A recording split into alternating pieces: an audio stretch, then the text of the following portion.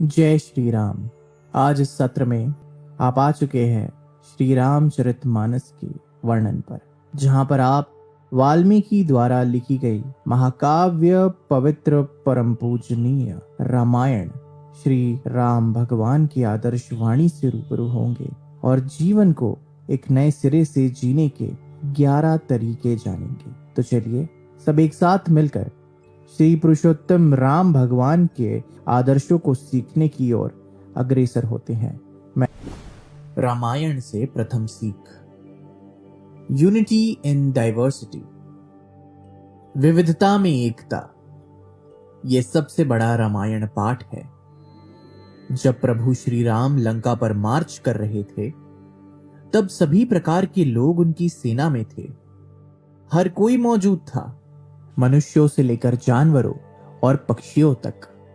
युद्ध के दौरान सभी ने प्रभु श्री राम का समर्थन किया। इसके अलावा राजा दशरथ के 4 बेटे थे और उन सभी के चरित्र अलग थे, लेकिन फिर भी उनमें एकजुटता थी। और यही वह बात है जो हर परिवार को दुख के समय से बाहर निकलने में मदद करती है। प्रभु श्री राम के सभी भाइयों में प्रेम था। इस तरह के प्यार में लालच, गुस्सा या विश्वासघात के लिए बहुत कम जगह थी। लक्ष्मण 14 साल तक अपने बड़े भाई प्रभु श्री राम के साथ निर्वासन में रहे। दूसरी ओर भरत ने अपने बड़े भाई के लिए सिंहासन पर बैठने का मौका ठुकरा दिया और सदैव उनकी पादुकाओं को सिंहासन पर विराजमान कर प्रजा की सेवा की। भाईचारे के प्यार का ये प्रथम पाठ हमें लालच और सांसारिक सुखों के बजाय रिश्तों को महत्व देने के लिए प्रेरित करता है। हमारा भारत देश विविधता में एकता का सबसे बड़ा उदाहरण। Unity in diversity. कहीं उत्तर में पहाड़ों की ठंड तो वहीं दक्षिण में समुद्र की उमस, पश्चिम में थार का रेगिस्तान तो वहीं पूर्व में बंगाल की खाड़ी। न जाने कितनी भाषाएं, न जाने जीवन जीने के कितने रंग रूप, कितनी सांप्रदायिकता और कितने खान पान के तरीके। हमारा हिंदुस्तान अनगिनत विविधताओं का घर है। धर्म, जुबान, खान पान, पहनावा, सब कुछ अलग होते हुए भी हम समान हैं। हम एक नाम और एक कर्म से अपने आप को पहचान देते हैं और वो पहचान है भारतीय। ये खूबसूरत है, विविधता में एकता का परम उदाहरण है। बने रहिए हमारे साथ पवित्र रामायण से। दूसरी सीख जानने के लिए जो कहती है कि बुराई पर अच्छाई की जीत हमेशा होती है, भला क्यों और कैसे, ये जानने के लिए रामायण से ये दूसरी सीख जरूर सुनिएगा।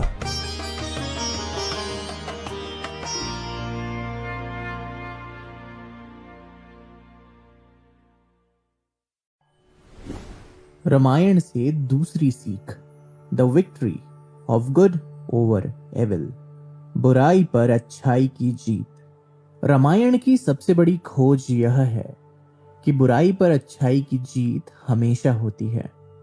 जिस तरह से रावण ने मां सीता पर बुरी नजर डाली और अंत में भगवान राम ने रावण को हराया और मां सीता को वापस पा लिया।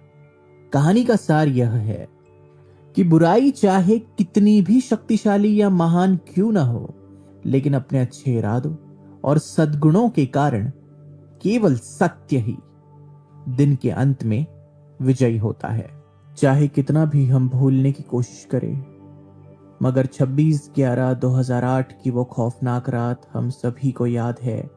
एक दर्दनाक और कहर से भरी काली रात के रूप में, जब 10 आतंकवादियों ने हिंदुस्तान के हर घर को कहर में डाल दिया था। 2 दिन तक ताज होटल पर कब्जा करने के बाद और अनगिनत मासूम जानों की हत्या करने के बाद हमें ऐसा लग रहा था कि शायद यह आतंक का आलम और डर का एहसास कभी खत्म ही नहीं होगा। मगर हमारे कितने वीर जवानों ने, मुंबई पुलिस कर्मियों ने अपनी जान की बाजी लगाकर और अपने कर्म को अपने परिवार और खुद से भी आगे रखकर अपने प्राणों की आहुति दी और शहीद हुए, हिंदुस्तान की गरिमा को बचाया। और जब 3 दिन बाद काले आसमान से धुआं उठा और हवा में शांत खामोशी का एहसास हुआ। तब आंखें नम थी, आंसू थे और दिल इन शहीदों को पुकार रहा था, ना कि इन बुज़दिल और सन की आतंकवादियों को कोई याद कर रो रहा था। इसीलिए बुराई कितनी भी बड़ी और कितनी भी महान क्यों ना दिखे, मगर अच्छाई के सामने बड़ी छोटी होती है और जीत अंत में केवल अच्छाई की ही होती है। बने रहिए हमारे साथ पवित्र रामायण से तीसरी सीख जानने के लिए, जो कहती है कि सच्ची भक्ति और समर्पण ही सब कुछ है। भला क्यों और कैसे, ये जानने के लिए आने वाले इस तीसरे अंश को जरूर सुनिएगा।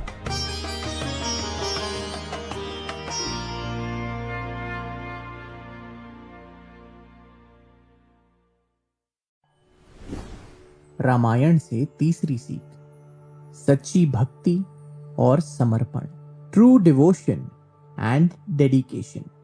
हनुमान जी ने भगवान राम के प्रति अटूट विश्वास और प्रेम दिखाया। भगवान राम के प्रति उनकी असीम लगन और निस्वार्थ सेवा हमें सिखाती है कि जरूरत के समय दोस्त की मदद कैसे करें। यह बताता है कि हमें अपनी पूजा के चरणों में बिना किसी संदेह के खुद को आत्मसमर्पण करना चाहिए। जब हम उस सर्वव्यापी ईश्वर के चरणों में आत्मसमर्पण करते हैं तो हमें निर्वाण या मोक्ष प्राप्त होता है और जन्म और मृत्यु से छुटकारा मिलता है।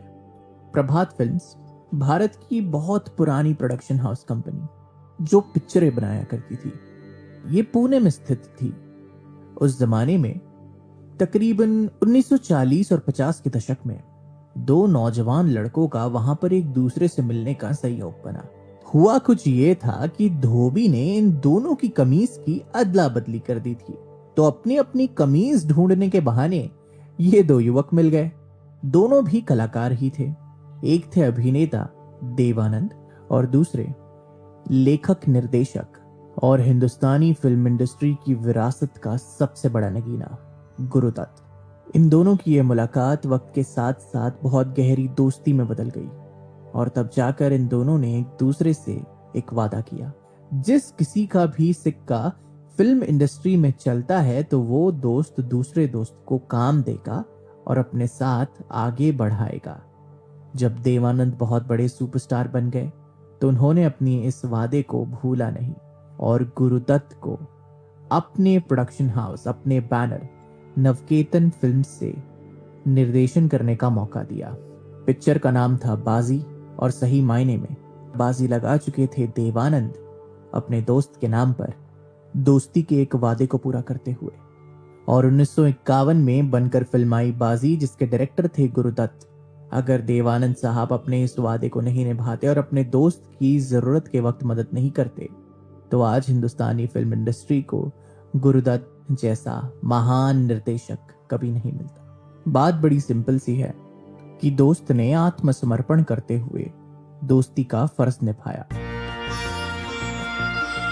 बने रहिए हमारे साथ पवित्र रामायण से चौथी सीख जानने के लिए, जो कहती है कि मनुष्य में बदले का भाव नहीं बल्कि क्षमा का भाव होना चाहिए।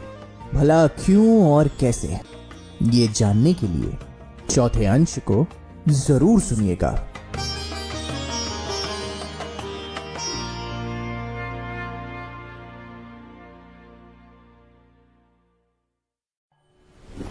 रामायण से चौथी सीख, बदला या प्रतिशोध की भावना के मुकाबले क्षमा एक बेहतर चरित्र है। Forgiveness is a better character than revenge। Ravan एक विद्वान व्यक्ति था, लेकिन मां सीता का अपहरण करने से उसका पतन हुआ। इससे पता चलता है कि हम दूसरों को नुकसान पहुंचाने के लिए बदले की आग में खुद को जला लेते हैं। रावण अपनी बहन शूर्पणखा के अपमान के बदले के बारे में सोचता है जो लक्ष्मण के हाथों हुआ था, और इसी सब में क्रोध, विश्वासघात और प्रतिशोध की अपनी वेब में उलझे हुए राम भगवान को भी सबक सिखाने की चेष्टा करता है। और बाकी का इतिहास तो सभी को पता ही है कि रावण का पतन स्वयं प्रभु श्री राम के हाथों हुआ। इसलिए हमें प्रतिशोध, अहंकार और क्रोध के बदले क्षमा का स्वभाव अपनाना चाहिए।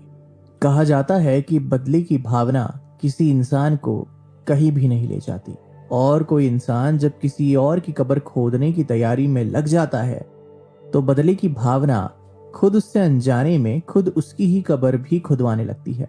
क्षमा का भाव आपके चरित्र को दिखलाता है और बदले का भाव आपके गुस्से को और आपकी नादानी को। उदाहरण काफी सिंपल सा है। हमारे ही पड़ोस में एक देश है, नाम नहीं लेना चाहूंगा, सभी जानते हैं। न जाने कौन सी घड़ी का बदला लेते आ रहा है, हर बार घात पे घात, आघात पीठ पीछे वार। लेकिन हम भी बड़े भाई की तरह हमेशा सही सबक देकर क्षमा का भाव व्यक्त रखते हैं, और इसीलिए हमारा चरित्र उनसे कहीं ऊंचा है, क्योंकि हमारा चरित्र क्षमा का है, ना कि बदले का। बने रहिए हमारे साथ पवित्र रामायण से 5वीं सीख जानने के लिए, जो कहती है कि ईश्वर की सच्ची सेवा ही सबसे बड़ा सुख है। भला क्यों और कैसे, ये जानने के लिए इस 5वें अध्याय को जरूर सुनिएगा।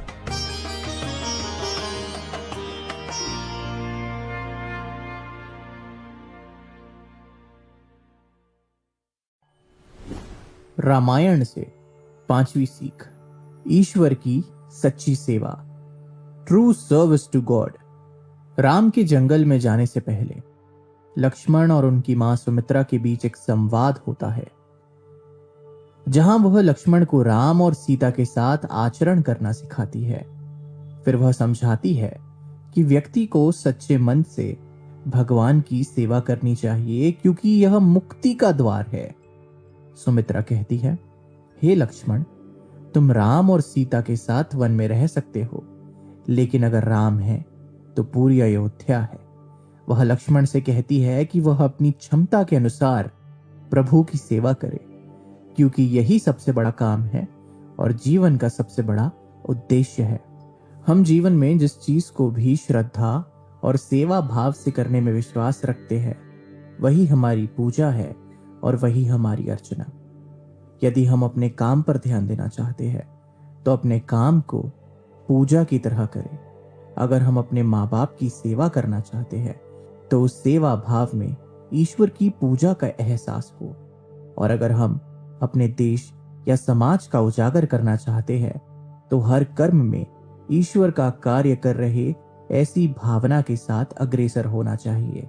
इसीलिए ईश्वर आपके कर्म में है, आपके काम में है, और जो भी दायित्व आपको सौंपा जाए, आपको उसमें ईश्वर ढूंढने की भांति अपने कर्म को संपन्न करना चाहिए और सच्ची श्रद्धा, निष्ठा और सेवा भाव से उस कार्य को संपन्न करना चाहिए। तभी सही मायने में आपको इस जीवन में ईश्वर का सत्य प्राप्त होगा। बने रहिए हमारे साथ पवित्र रामायण से 6ठी सीख जानने के लिए, जो कहती है कि प्यार और दया परम कर्तव्य है।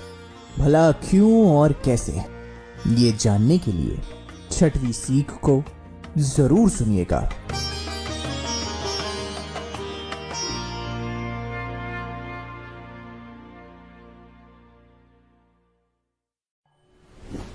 रामायण से 6ठी सीख, लव एंड काइंडनेस, प्यार और दया।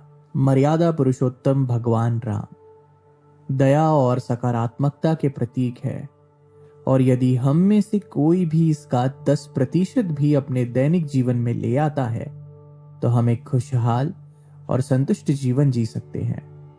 एक बेटे, पति, भाई और एक राजा की जिम्मेदारियों का उनके शांत और दयालु निर्वहन से हमें आपसी प्रेम और सम्मान जैसे मानवीय गुणों के बारे में पता चलता है। समाज की बुराइयों पर विजय पाने के लिए हमें आधुनिक समय में रामायण की साधना या रामायण के पाठों से सीखने की आवश्यकता है।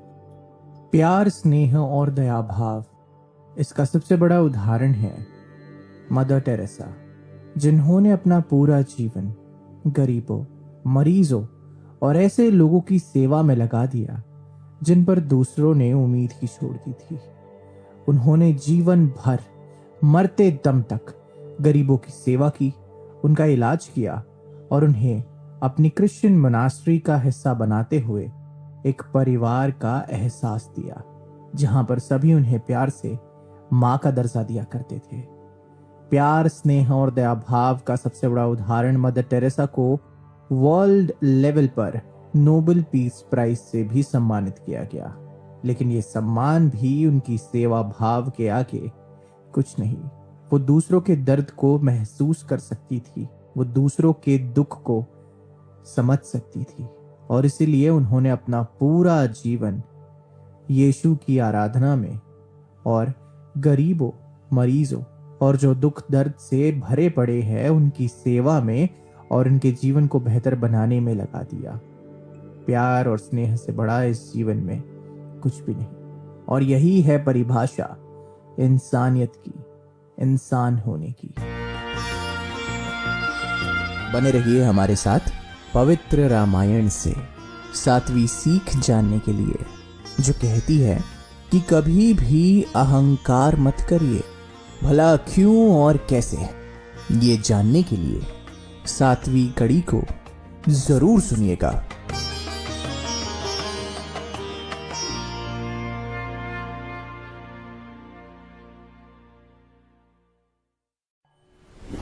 रामायण से 7वीं सीख, बेफिजूल का अभिमान और अहंकार मत करिए।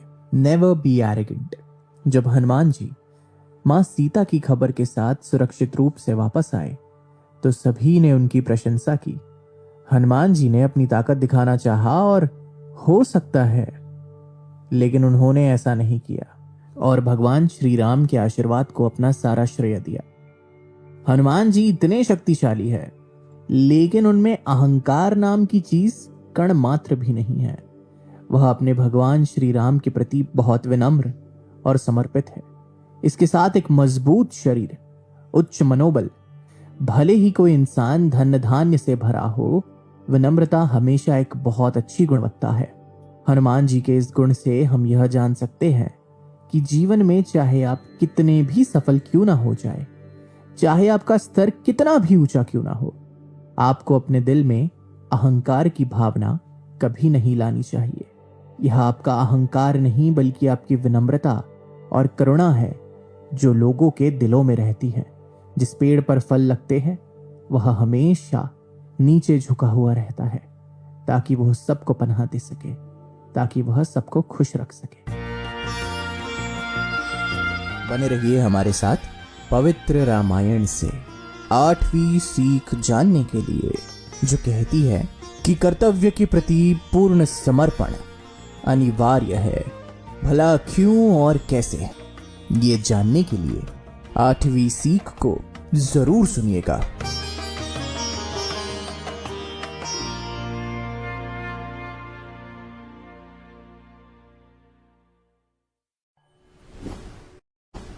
रामायण से 8वीं सीख, डिवोशन टू ड्यूटी, कर्तव्य के प्रति समर्पण। हनुमान जी को जो भी कार्य सौंपा गया था उन्होंने उसे हर हाल में पूरा किया। उन्होंने अपने कर्तव्य को पूरा करने के लिए कभी भी नकारात्मक सोच का इस्तेमाल नहीं किया, जैसे मैं नहीं कर पाऊंगा, मैं समझ नहीं पा रहा हूं इसलिए नहीं कर पाऊंगा। जिस समय भूमि की लड़ाई में लक्ष्मण मूर्छित हो गए, उस समय हनुमान जी को संजीवनी बूटी लाने का काम सौंपा गया। हनुमान जी पूरे पर्वत को ले आए क्योंकि वे संजीवनी बूटी को नहीं पहचानते थे। हनुमान जी के कर्तव्य के साथ हम सीख सकते हैं कि मनुष्य को अपनी जिम्मेदारियों पर संदेह नहीं करना चाहिए, बल्कि समाधान खोजने में सक्षम होना चाहिए। कार्य के प्रति समर्पित और ड्यूटी फर्स्ट का रुतबा रखने वालों का सबसे बड़ा उदाहरण है हमारे सैनिक, हमारे सोल्जर्स, हमारे फ्रंट लाइन वॉरियर्स, जिनके दिलो दिमाग में प्रथम स्थान पर सिर्फ एक ही चीज होती है, मेरा भारत देश। बॉर्डर पर तैनात किए गए हर सैनिक को सिर्फ एक ही चीज का पालन करना होता है और वो होते हैं आदेश, ऑर्डर्स, कमांड्स। ऐसे कमांड्स जो हमारे देश की सुरक्षा के लिए लिए जाते हैं और कोई फर्क नहीं पड़ता अगर इन ऑर्डर्स का पालन करते हुए इनकी जान ही क्यों ना चले जाए, ये वीर गति को क्यों ही ना प्राप्त हो जाए, ये शहीद ही क्यों ना हो जाए। इन्हें पता होता है कि जब तक जिएंगे हंसकर मुस्कुराकर और जाबाज की तरह जिएंगे, और जिस दिन देश की सेवा करते हुए उच्च बलिदान को प्राप्त हो गए तो तिरंगे में ही लिपटकर अपने घरों की तरफ रवाना होंगे, अपने परिवार से मिलेंगे। जो जानते हैं कि एक सैनिक के लिए उसका देश पहले, उसका परिवार बाद में, उसका कर्म पहले, उसकी इच्छाएं बाद में, अपने कर्म की ओर, अपने कार्य की ओर और अपने आदेशों का पालन करने की ओर जो समर्पण एक सैनिक का होता है, और वैसी ली गई खुद से परिक्रमा कहीं और नहीं मिलेगी। डिवोशन टू ड्यूटी, कार्य के प्रति समर्पित, भारत देश की सेवा में। बने रहिए हमारे साथ पवित्र रामायण से। नवी सीख जानने के लिए जो कहती है कि अच्छे काम में देरी नहीं करनी चाहिए, भला क्यों और कैसे, ये जानने के लिए नवी सीख को जरूर सुनिएगा।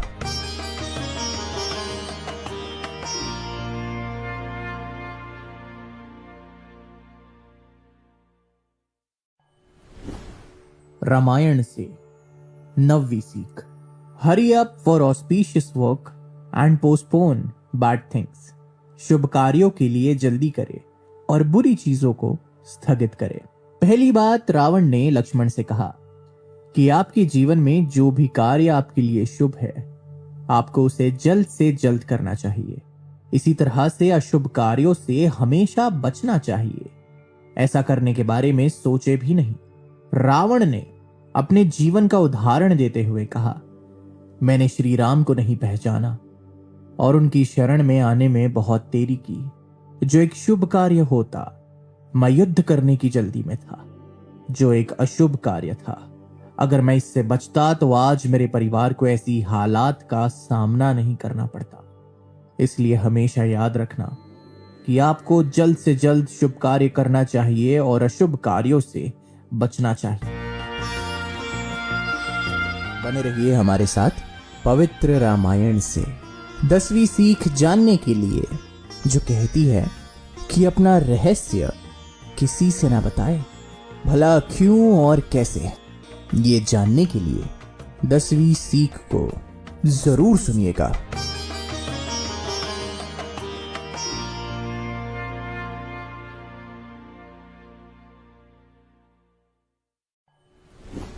रामायण से 10वीं सीख। Don't tell secrets of your life to anyone. अपने जीवन का रहस्य किसी को ना बताए। मनुष्य की सबसे बड़ी कमजोरी यह है कि वह आसानी से अपने जीवन का सबसे बड़ा रहस्य दूसरों को बता देता है, जो भविष्य में उनके लिए घातक हो जाता है। ऐसे रहस्य भविष्य में कई समस्याएं लेकर आते हैं। यदि रावण अपनी बात रखता है तो उसने जो सबसे बड़ी गलती की वह यह थी कि विभीषण उसकी मृत्यु का रहस्य जानता था। अगर उसने यह बात विभीषण को नहीं बताई होती तो वह आज नहीं मरता और वह जिंदा होता।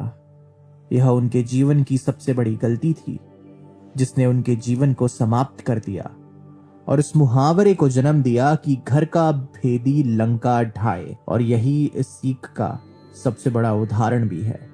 रावण का अपने रहस्य को विभीषण अपने अनुज को बताना, जो उनकी मौत का और उनके काल का कारण बना।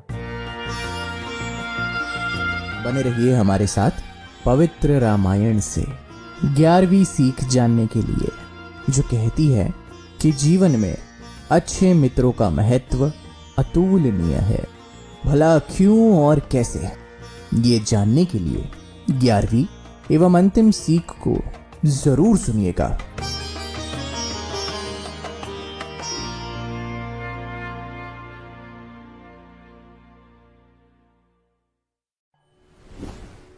रामायण से 11वीं सीख। Importance of good friends. अच्छे मित्रों का महत्व। रामायण हमें अच्छी कंपनी के महत्व को बताती है। कैकेयी राम को अपने पुत्र से अधिक चाहती थी, लेकिन मंथरा की बुरी सोच और गलत बातों के कारण वह राम के लिए 14 साल का वनवास मांगती है। इसलिए हम सीखते हैं कि हमें अच्छी कंपनी, अच्छी संगति में रहना चाहिए ताकि नकारात्मकता हम पर हावी ना हो और हमें हमारे पथ से ना भटकाए। एक सच्चे दोस्त का होना बहुत जरूरी है। 100 नकली दोस्तियों पर भारी एक सच्ची दोस्ती।